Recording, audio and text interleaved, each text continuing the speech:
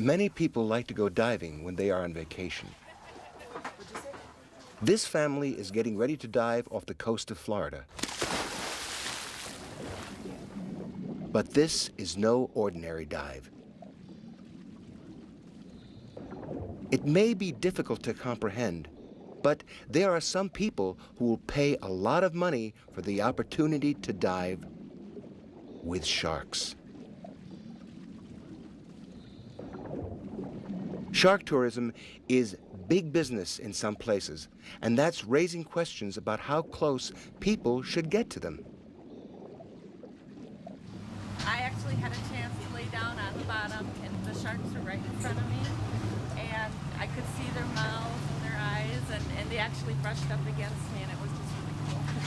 Several times a week, diving instructor Jeff Torodi takes customers to swim and even play with these harmless nurse sharks. But he no longer feeds the sharks as he once did. In January 2002, Florida became the first U.S. state to ban the feeding of marine wildlife. That followed a summer of shark attacks which caused a lot of negative publicity.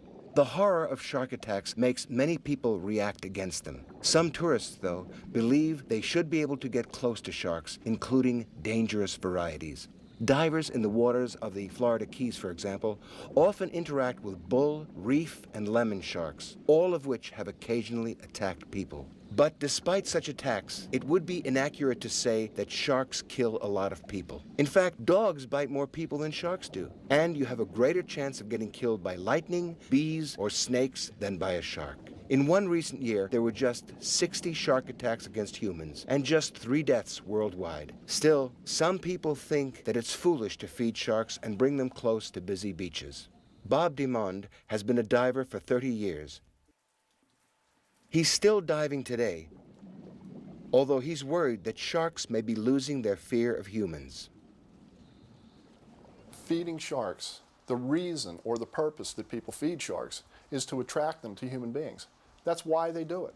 You may not be a shark's prey, but when sharks learn to associate humans with food, they approach you investigating to see if you have food. For DeMond, that's reason enough for banning the feeding of sharks. Bob has created the Marine Safety Group.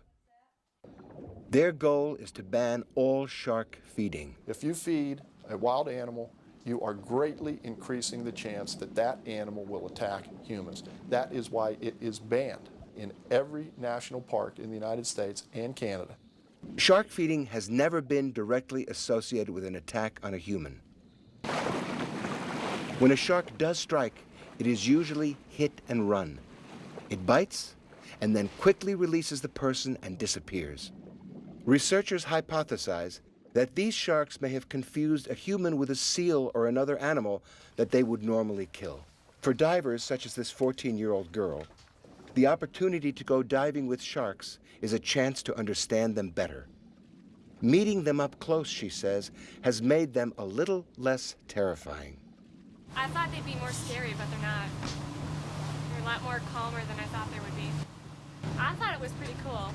It was really cool. Once in a lifetime experience.